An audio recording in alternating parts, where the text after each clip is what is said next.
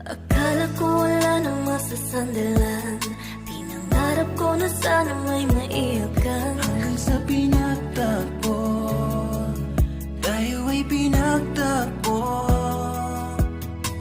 Ang buhay ko'y nagkaroon ng kapuluhan, kala ko di na muli pa na mabubuksan. Hanggang sa pinagtagpo, tayong dalawa'y